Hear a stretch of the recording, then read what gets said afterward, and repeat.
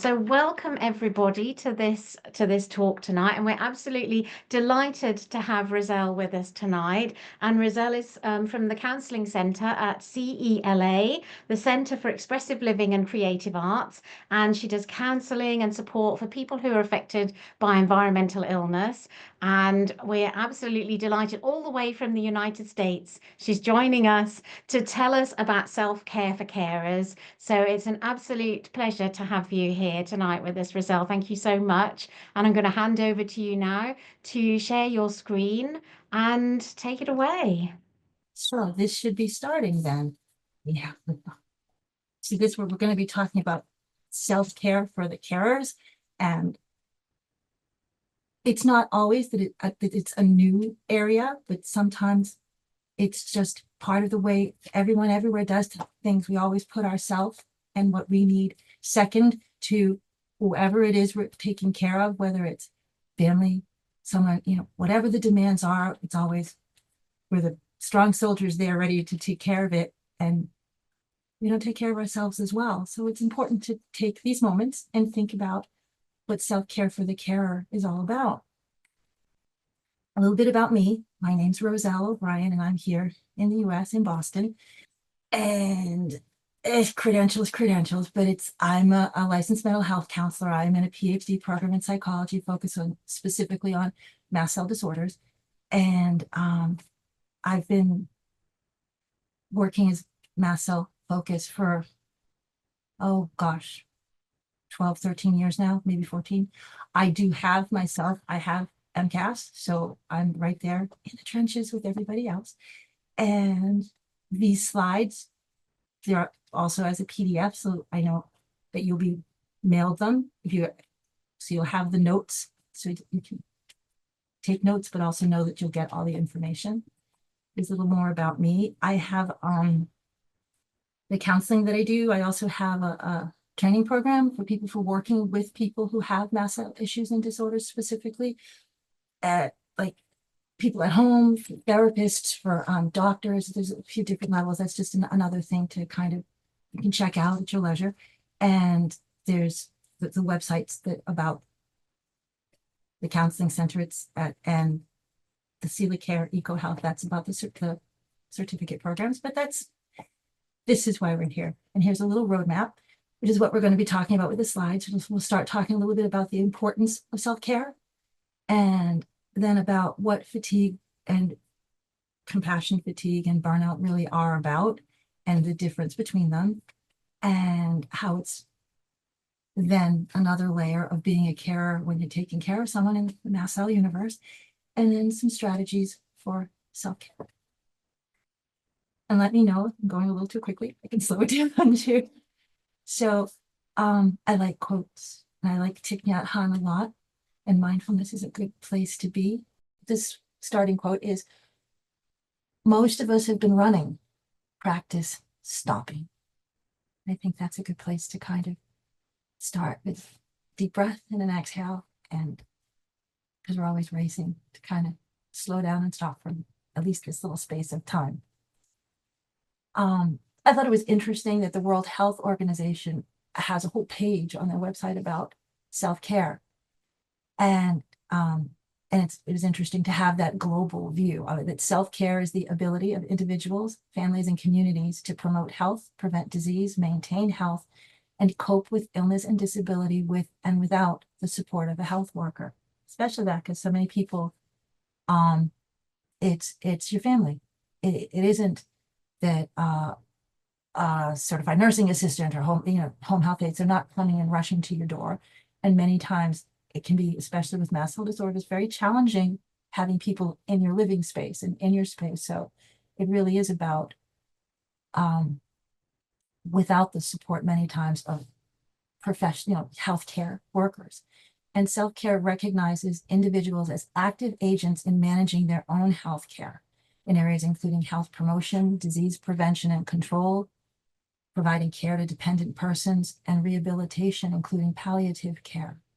And the last part of it is, I thought it really rang home with me. It says that the World Health Organization recommends self-care interventions for every country and economic setting as a critical path to promote health, keep the world safe, and serve the vulnerable. And self-care is a very big area of need for all of us. There's within the healthcare here in the United States, self-care and burnout and, well, not so much self, but like fatigue and burnout, a lot of this, it's as if the medical professionals own it. It's their domain exclusively, and they're the only people who are impacted by it. And in reality, we are all impacted. So looking at the language and all the wordage that's around self-care, it's some of it, I kind of picked these four were the most important, especially the holistic part of it, because that's with the understanding that we're not separate compartments. It looks at ourselves and our bodies and our lives as one whole piece. So it's the physical, mental, emotional, social, and spiritual well-being of each person. That's like all of us in our totality, and how we're impacted by our experiences and events in total. And personal fulfillment and satisfaction leads to improved and increased energy, purpose, and motivation. Sometimes it's like business, but there's that personal fulfillment and satisfaction is so important. And we don't always think about ourselves in those terms, like, how satisfied am I about being me today? And also balance between the work that you do, because for many people, work life and personal life overlap. It isn't this, here's the separate compartment and here's the separate compartment. And thinking about a balance, the balance many times becomes, how do we manage our emotional space? It becomes a very interior journey of how we're processing what we're doing, reflecting, self-reflection. And it's most especially what do we do to recharge our battery? And empowerment, because sometimes we can feel helpless under the weight of a lot of things that we're doing, or just the demands of the days, and then it's the holidays, and then it's this, and then this other thing happens. And the one thing we never really do is put our own needs first. And this is about today, strategies for putting ourselves and our needs first, which is a good thing. So this list that I was just talking about, some of the challenges that some people see self-care as a luxury, and they're much too busy. There's no room in their day. There's no moments in their week. It's not a priority. And that habit, we always have to take care of somebody else first. We have to put ourselves second. And it's as if it's kind of selfish or wrong to think of ourselves first. And the days are tough. The days are full of they're exhausting. There's work, got to pay the rent, got to eat, got to take care of everybody, and then you collapse it, do it all again tomorrow. And a big struggle is also asking for help. Like, the expectation is that we carry inside of us, we can do all of this ourselves. We don't need help. I'm here to help everybody else. And so how does the care provider ask for help is another kind of challenging space of self-care, because so many times we think like to need some support means that we failed at something, which it really doesn't. It just means that we're human and we need each other. So I like quotes. This is another one. Self-care is a conscious act people take to promote their physical, mental, spiritual, and emotional health. It is vital for building resilience toward life's stressors that we can't eliminate.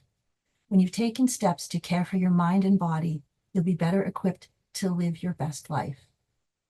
And what really resonated with me with this was that self-care is a conscious act people take. And that's what it's got to be, that conscious act with awareness and insight, and knowing that to do that is empowering in the best of ways of ourselves. So, burnout versus compassion and fatigue. And I laughed because I was anticipating that, there's a lot of going, this is what burnout is, this is what compassion fatigue is.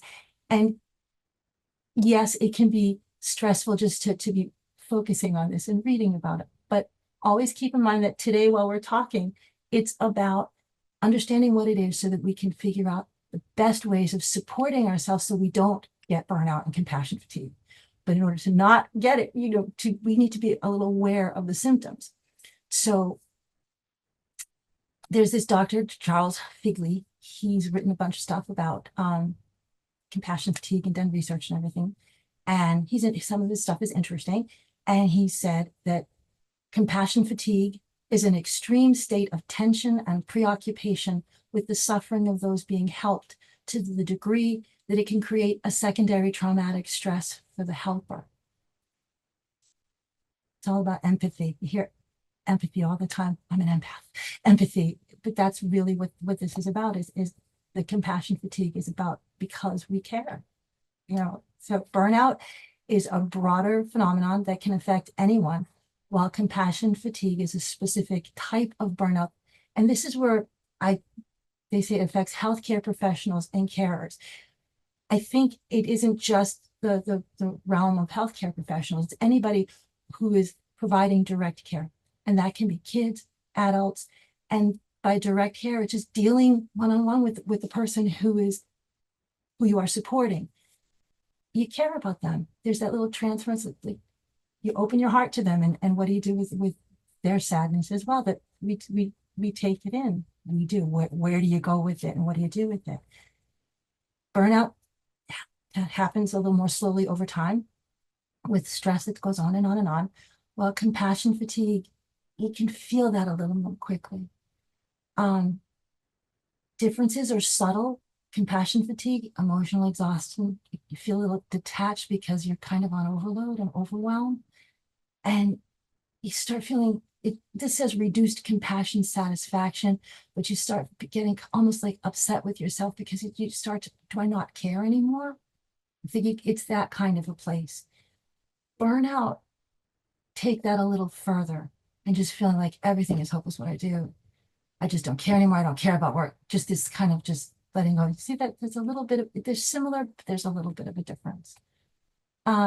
Compassion fatigue is all about empathy, feeling another person's pain.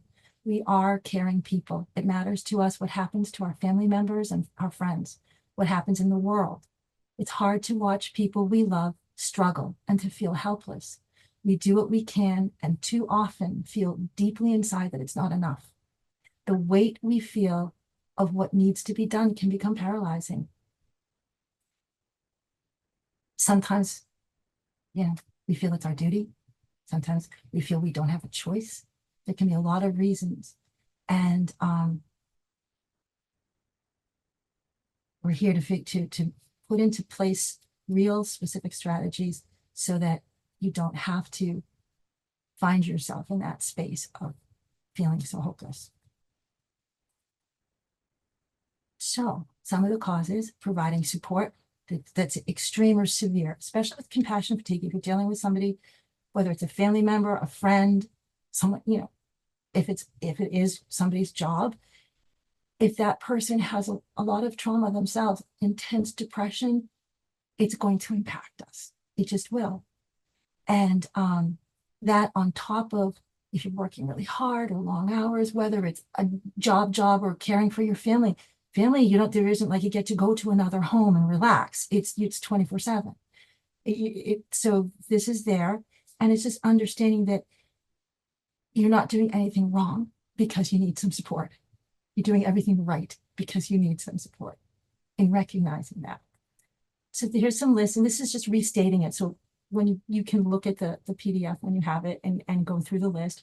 But sometimes the warning signs: feeling helpless, not feeling like you care so much anymore, feeling overwhelmed, start losing interest in just the things you used to like doing, not having enough energy, just not there, feeling a little anxious or sad or anger, or irritability, trouble concentrating, every little thing might bother you, trouble sleeping, staying asleep, wake up a lot in the night, headaches, upset stomachs,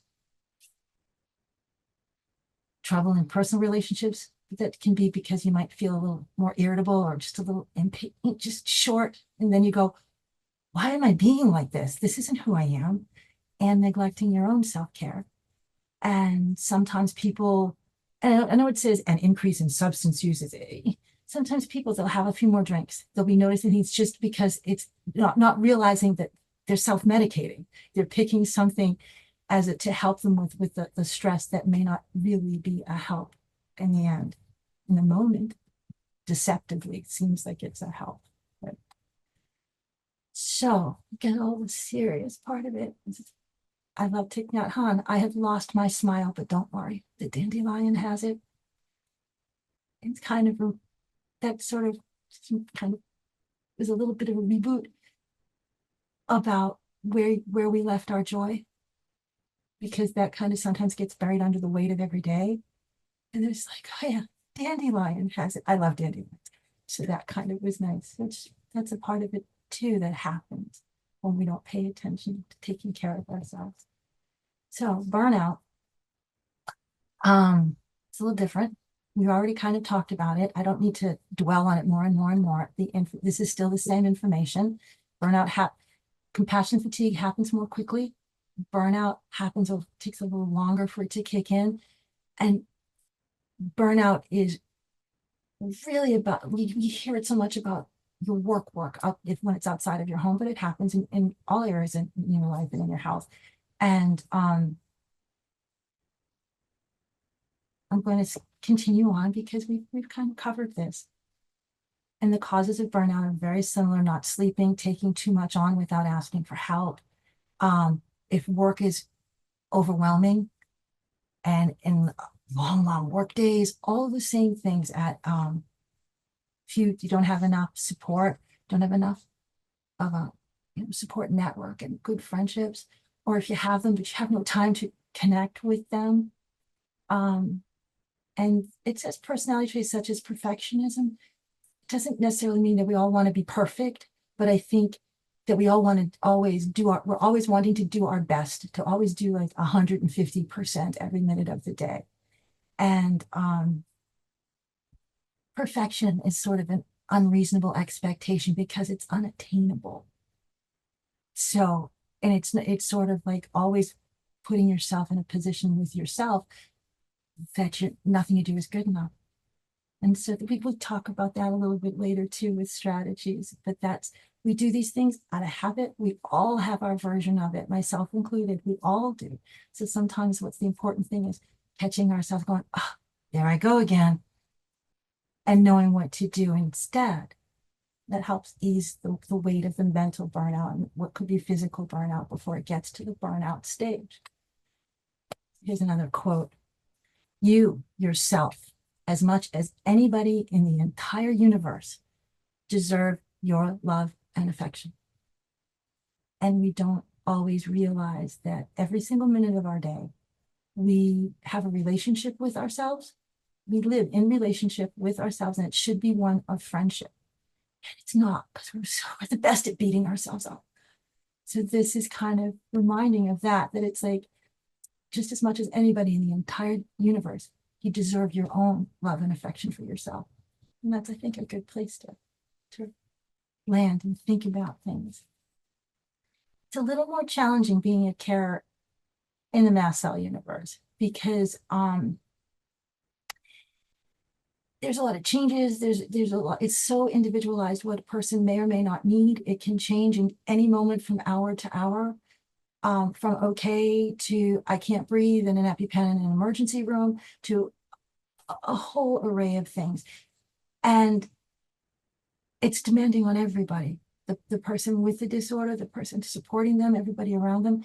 And all that means is that it's even more important to plan self-care strategies in order to manage the stress and the work of caring. And it sounds like, oh, I have to schedule a moment to just breathe. Like, yeah, I think some days it's like I have to write it down and go, here's my 15 minutes where I am just breathing for a minute. And then sticking to it. But so the demands and the demands of people making changes, it's all about making changes and giving up a lot of personal care products and smells and whistles and lotions. And whether you have the mast cell disorder or you're there in a household with someone.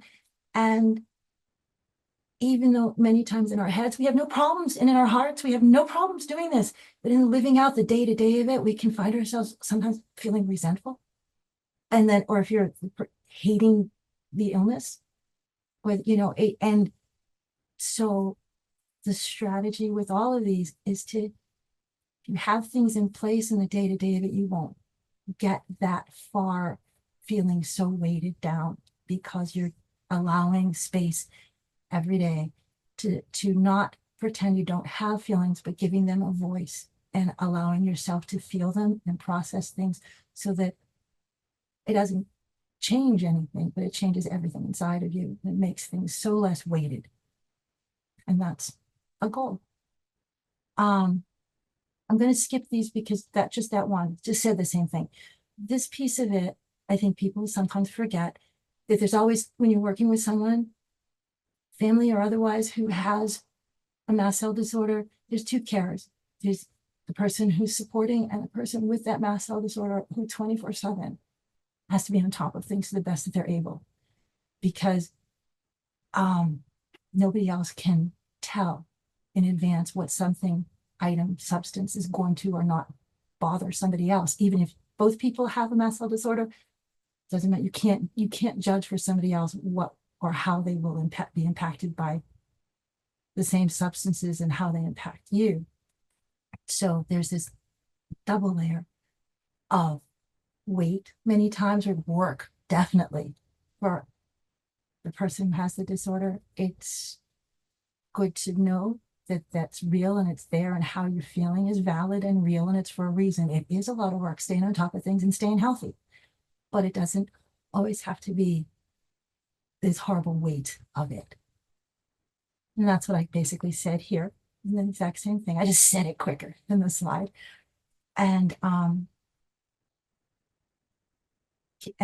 there's a phrase that they call it caregiver patient, caregiver hyphen patient, meaning that the caregiver is also the patient, and that burnout is real. And it's showing up more and more, at least here in the US. Doesn't mean people are paying enough attention to it, but complex medical conditions can contribute to it. Chronic illness, having any kind of chronic illness is a weight. Inadequate communication, lack of empathy from healthcare providers, care providers, from your support network sometimes, uncertainty or lack of control over their condition or the treatment, which is huge, and also different degrees of lack of access to care. So although caregiver-patient burnout is not formally recognized as its own distinct clinical entity, it is acknowledged as a significant issue that affects a person's health outcomes and their quality of life. So that it's just one more aspect of this whole little bubble that of chronic illness and managing things that we live in. And trauma is a part of it. There's the trauma of just having to deal with a chronic illness. There's the vicarious shared trauma of the people that love you, who wish with their whole hearts that this wasn't happening just as much as you do. And just knowing that these are all kind of swirling around and part of every day. And the strategies for self-care are all about, I want to say managing them, but it's really about understanding how significant it is, the way that we internalize our experiences and the meaning that we give to them, how much that matters and how much that influences how we're physically feeling, emotionally feeling, mentally, where our headspace is at, spiritually and socially, all of those holistic areas. That I'm very much a narrative therapist as well in my little universe. And in this space, thinking about that we are in charge and authors of that narrative of who we are and how we make meaning is a huge one, because in that space you can change it. Let's say it was a week, and during that week 800 things we did perfectly and one thing we screwed up. We're not going to pay any attention to the 800 things we did perfectly. We'll spend years beating ourselves over that one thing that didn't go right. And that is a narrative that we have with ourselves. We start saying, I can't do anything right. But if you shift it and go, wait a minute, okay, that one could have been, it could have been done differently, and I will do it differently in the future. But here are these 800 things that I did really well.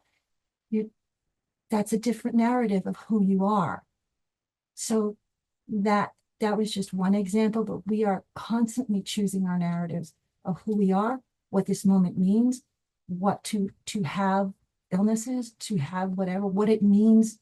And if we're aware that we can change things, it doesn't change. It's like it changes nothing, but it changes everything inside of us. And that's changes everything. So starting from there with the strategies for self-care, key components, the holistic approach, looking at all those five areas, personal fulfillment. Self-care is about achieving personal fulfillment and satisfaction, which can lead to improved motivation, energy, and a sense of purpose. That's something to think about because we don't often think about personal fulfillment and feeling satisfied. We do what we do. Here's our day and we live through it.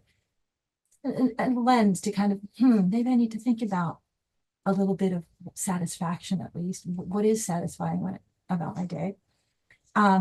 Self-care interventions support health and wellness.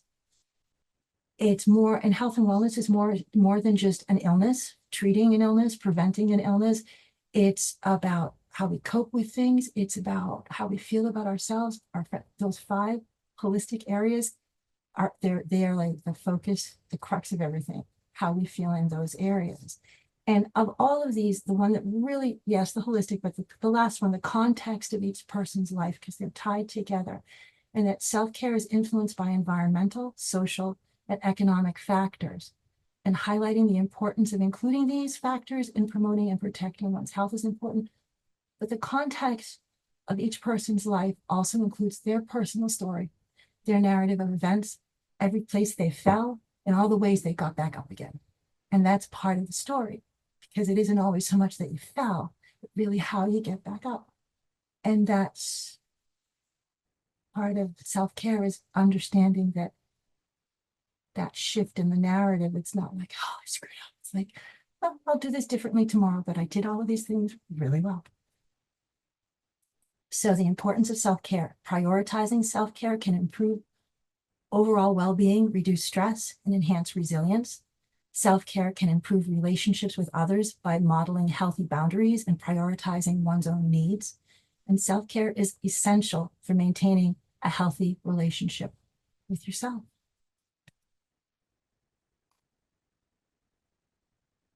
So here's a little burnout prevention checklist. Prioritize self-care. Make time for activities that nourish your mind, body, and soul, and recharge your inner battery. Exercise, meditate, spend time with loved ones. Engage in activities you enjoy. Learn to say no. That's a hard one. It doesn't mean say no and don't feel guilty. Work on that slowly, but just still learn to say no. And be mindful of your capacity, how much bandwidth you may have in any given moment to do something, to not do something. And if you don't have the bandwidth, politely decline and say, sorry, not right now. And do that for anything that is, there's the warning, like this way leads to burnout, is you are the only one who can know where that inner space of self. And it's okay to tell everybody and anyone on the planet, no, I do not have the bandwidth for anything else right now. I'll get back to you when I do. Because that's always your call and always should be respected. The other part is seek support. Build a support network of friends, family, a therapist. Talk through challenges, receive emotional support. The same way that you're there supporting everybody else, you need that same support from the people that matter to you. And it's okay to just go, talk to me, I need a hug. It's just, that's fine. Little moments make all the difference. It's allowing yourself that. And regularly take breaks throughout the day to stretch, move, rest, body, mind, spirit. I have on my other website, I found 5-minute Tai Chi. It's like, I don't know, some days, I don't know if I can commit to do anything for 20 minutes, but I can do 5 minutes of Tai Chi. I could do that. And just having like that 5-minute piece, it just helps. But it's first going, I need to schedule this in my day and include it there and then do it. Prioritize self-compassion. There it is, schedule self-care. If you have to do it, put it on the planner every day, a few moments every day, at least every 4 hours. Find healthy ways to cope with and manage stress. Reading, listening to music, watching an engaging film or television program. And There's a difference between distracting yourself with Netflix or picking something that you find interesting, that you wanted to watch, that you're engaging, you're thinking. That's not distracting yourself. That is actually managing stress in a healthy way. The difference between, because in order to distract yourself from something, first you have to go there and then go, no, I'm not going to pay attention to this. Picking something else is like, I'm really interested in this. I always wanted to see this Discovery Channel, whatever it is, a cooking show, it doesn't matter. But something that you're involved in and interested in. That's a very, you don't even go to the other place of stress or whatever. You're engaged in that. And in that moment, while you're watching that show, you're actively lowering your baseline of stress and weight and worry and upset. Practice mindfulness. Recognize your signs of stress and know what they are so you can stay on top. It's like, okay, I've had enough for today. No more bandwidth. I need to do this instead. I need to give myself a few moments to just do this. Because nobody knows that except you. And nobody needs to know except you. So, and whoever you want to share it with. And this last one was on somebody else's website. It was on an article, and I thought it was very interesting. To consider the company you keep. Do the people around you encourage you? Do they support you? Do they attend to their own self-care? Do they drain you? The people you spend time with do have an effect on you. So choose wisely. And that doesn't mean to not care about your friends, but it really is about starting going, do I have the energy? And if the answer is no, it's okay. The answer is no. It's as simple as that. This is a little piece of practicality for the person who has a mast cell disorder, that sometimes something like documentation and lists is a big help in managing stress and managing the weight of things so that it can help you not get to that burnout space. Some of it, I know when it's been really bad days in my world, I create it, but I'll Word document. I just print out a list. So I tick off, did I brush my teeth? Did I take my meds? Because I'm not going to remember when it's really bad brain fog. Was that an hour ago? Was it a year ago that I did that? Was it 10 minutes ago? It becomes a very challenging world to keep threads together in your head. Why keep it in your head? Make it a word, write it down and just take it off. And if you have to print one, make one every day of the week. Whatever you need to do, then there's an anxiety and a stress you don't have to walk around with anymore.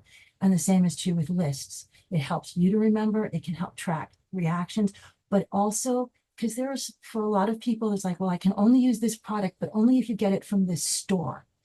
And we all know what our threads are for the most part. But if somebody wants to support us, it's a lot of work to have to go, oh, and remember, and don't forget I said no, and go over here. So if you start writing them down, put them in a binder, put them in a folder. That way you can share it with people so they all know this laundry soap from this store, these potatoes from this other store. And it's like, because anybody who's helping you, they're not going to mind going to 5 different stores. They just want to get it right because so that we must be perfect. Yeah. So it's kind of another way using lists and documentation that can be a way of managing the stress so it doesn't build up and add to the weight. So here we come to the holistic care and the holistic big 5: emotional, mental, physical, social, and spiritual areas of self is what we're going to look at with some specific strategies. So holistic emotional self-care, practice self-compassion. We live every day having a relationship with ourselves. It should be one of friendship. All of us tend to be more critical of ourselves than we are towards our friends. Pretend a friend has come to you, sharing their current difficulties or concerns. Pull out a piece of paper or a notebook and write down what you'd say. Don't write an essay, but just write spontaneously the words that you can say it out loud while you're writing it. Pretend, role play, and just write down exactly what you would say to that friend of yours who is coming with these problems. It could be the same problems that you're, the weight that you're feeling, however you want to do that. Just write down what you'd say. And then next, think about the words that you tell yourself when you're feeling down or discouraged or in that same space that your imaginary friend was just in. And think, is it the same tone of voice that you use to talk to yourself? The way that you talk to your friends? How are they different? Why is there a difference at all? something to think about. It's maybe we need to not yell at ourselves so much, because sometimes we make ourselves cry. Another one is taking a self-compassion break. Think of a situation in your life, and you can do this multiple times throughout a day, multiple days, all the time. Think of a situation in your life that's troubling you.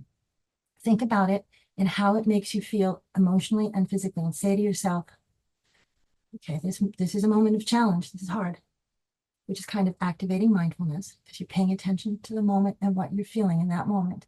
And then say to yourself, well, challenges are a part of life. And saying this helps you realize, not that it's like, up, just, stiff upper lip. No, it's just that you have this in common with every other person on the planet. We all have challenges. They're hard, and we're not all by ourselves. In a weird way, it's connecting with humanity in this very simple kind of way. And it says, put your hands over your heart, or whatever kind of soothing touch that you do for yourself, and just say, I'm not alone. We are not alone. And then you can say to yourself, okay, let me just be kind to myself. I'm just going to be, or you can say, I'm just going to be patient with me. Or you can say, I'm just going to be forgiving of me. Whatever phrase works for you, and just enjoy the space of that little moment of being kind to yourself, and kind of giving yourself a hug in that way. Another way is journaling. And so I just picked one special journal. And it's only for letters that you will never send. In fact, that's what you can call it. So your journal is letters I will never send.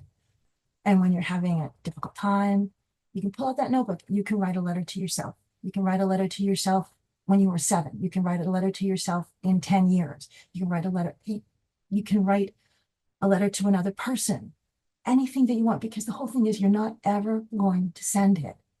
And that there's something that is, it really is very freeing of when you know you're not ever going to send it, and you just allow yourself the freedom to feel what you feel, and also give those feelings a voice and a trajectory out of you.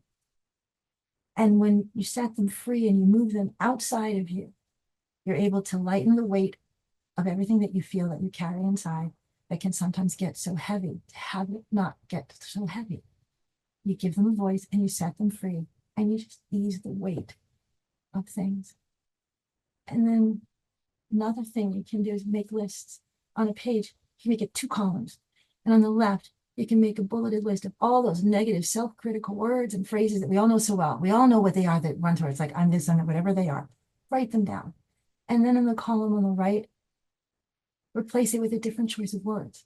So instead of going, oh, what is wrong with me? You put down, oh, I tried my best. I tried the best that I could, and I did my best. Or you think, I can't do anything right. You could change that to, well, I never signed a contract to be perfect. Changes it a little bit inside. It's like, okay. Or it's like, a child could do this better than I can do this. And it's like, well, no, next time I'll do it differently. So you're shifting. It's not beating yourself up. You're not trying to change reality, but you're being kinder to yourself about it. Going, okay, well, what have I learned? Next time I'll do it different. So think about what your sentences are and what you can change them to that isn't beating yourself up over it, but it's a little more for real. And that's another way of doing emotional self-care. This one is, I like this one. Wake up in the morning. Every time you wake up in the morning, keep a pen and paper by your bedside or on a night table or something. So that you grab it really quick. So the minute you get up, before you do anything else, grab that and write down 3 things that you like about yourself. That's it. Then just put the notebook down. You can't repeat anything ever, but you have to just write down 3 things that you like about yourself. And then before you go to sleep at night, the very last thing before you like conk conk and you hit the bed, no, the very last thing is pick up that notebook and write down 1 more thing that you like about yourself. And again, you can't repeat anything ever. And do this. See if you can do this for like a month. And it's amazing how fast we run out of things to write down that we like about ourselves. It's like day 3, well, I've got nothing left. I did this, and I got to day 3, and it's like I have nothing left. Oh my God, really? And it'd be interesting because if we were writing about a friend or a partner, the words of appreciation, everything we love and value about that person, they would just flow out of us. They would just be like, I love this. But we should be able to kind of tap that feeling for ourselves too. So it's a little exercise in being a loving friend to yourself. You know, it seems like for a month, a month isn't really that long a time. But then for mental self-care, radical acceptance and DBT, which is dialectical behavior therapy. And you can Google that. They actually have a website. It's dialecticalbehaviortherapy.com. But it's a very accepting, radical acceptance. It's an accepting approach in managing stress and negativity. And this is kind of summing it up in 5 steps. So the first thing you do in any moment is here you are, is just telling you, allowing yourself and telling yourself everything you feel is real and it's valid. You don't have to make excuses for it. You don't have to apologize for it. It's real and valid because you feel it. You don't have to hide it or change it into something. You don't have to put a terrible, no judgments, nothing. It's valid. You just, this is what I'm feeling. The next one is accepting it. And that's a part of it. And that's the piece of no judgments, because we're not supposed to get angry. We're not supposed to lose our temper. We're not. Remove those words. It's just like, it's okay. I'm feeling really angry. I'm feeling really resentful. I'm feeling really tired, whatever. I'm feeling scared, whatever. I'm feeling full of love this afternoon, whatever it is. Let them exist. Don't make a judgment. Just let them be. And then I jumped to number 4. And in doing all of this, you're kind of giving your feelings, and in that way, your real world, this embrace of welcome and who you are, because what you feel is a huge part of who we are. And you don't have to change things. You're just being in that space. And when you stop fighting and trying to control them, all of a sudden words like challenging they don't exist. There's nothing to challenge. And the part that's like kind of the first part of it is just being like that with yourself and going, okay, it's okay. This is what I'm feeling. It's okay. The next step with what to do when you're in that space. Well, here's still all of these things that I'm feeling. What do I do? I'm like, Roselle, queen of the lists, right? Make a list, a little bulleted list, and write everything that you're feeling down. And this is not a one-off. You can do this multiple times, multiple moods. Doesn't matter. Everything you're feeling. And it doesn't matter how long or short it is. You just stop when you stop. And when you stop, look at the list and read each item one by one and say to yourself, is there anything at all that I can do in this moment to change this? And if the answer is no, put a line through it and go on to the next one, because there's nothing you can do about it right now. It's just in this moment. Doesn't mean maybe, down the road you can, but in this moment, then go on. And what you're left with then are actually things that you can do something about. And then you can look at, okay, well, here's which one do I want to do something about today? And you can circle one and be like, okay, I can do this. And you've given yourself this sort of positive action plan in a way, but you shifted your thinking away from beating yourself up and the weight of the universe to going, okay, well, yeah, the weight of the universe is there, but here's one thing I can do today. And I can do this. And then you can do that. And you can return to that. And it's changing the dialogue that you're having with your own stress. And it's not trying to say that the things that are stressful aren't, but it's not starting with a whole overwhelming, oh my goodness, what am I going to do? But it's more like, well, this is what I'm feeling. And this is what I'm feeling in this moment. And in this way, you're giving yourself support in a helping way, in a positive way, and not a beating yourself up kind of way. Physical self-care, exercise, yoga, tai chi, qigong, walking, all the things we know, physical, eating a balanced diet, healthy food choices, sleeping, all the things that we don't do as we go, eat fast, don't sleep enough. Did I brush my teeth? Oh my God, forget going to the doctor. We all do that. I do that. I'm guilty. But it's important that there's a space for all of this stuff in our lives and in our days. Progressive muscle relaxation is an easy technique. You can go onto YouTube and put in progressive muscle relaxation, and you will find a whole bunch of different videos. They are all the same technique, where it's basically you start at your feet and you work your way up one side and down the other. And you tighten up the muscles in a particular group and hold it for like 20 seconds and then relax. Because we store a lot of stress physically in our bodies and in our muscles. And then you move up to like your thigh and your calf, and but you're going through it, through your whole body. And it's about 15 minutes. But it's one of those things that if you start doing it, and research has shown that if you just do it regularly, regardless of how stressed or anxious you may be feeling in any given moment, the same with meditation. Also, it helps to just reduce your baseline level of anxiety and upset and stress. So with this, when you start doing it, now you're paying attention to your body, and you can catch the warning signals of stressing out early. And I feel it in my neck and in my shoulders, but then you can start tightening the muscles just in that area and let go. And you're kind of nipping it in the bud before it starts blossoming into being so much more tension and stress felt in your body. I like progressive muscle relaxation. It's an easy one. Another one is environment and lifestyles. So that safe haven part in the Mast universe is so important for physical self-care, that you have a space within your home that is as toxin-free as possible, that you can make it. Because bringing down mast cell reactions, it's hard to tease apart this anxiety or stress or sadness or feelings of depression. How much of it is a reaction, no different than a rash, and how much of it is the actual sadness from my situation that I'm feeling, because both are very real and happen all the time. And so looking at the physical piece of it, then you can also work with the emotional piece of it and support yourself on all these different fronts. So it says integrative, combining physical self-care with mental and emotional self-care, like practicing mindfulness and meditation while exercising. And Thich Nhat Hanh has a book. I love it. It's called The Long Road Turns to Joy.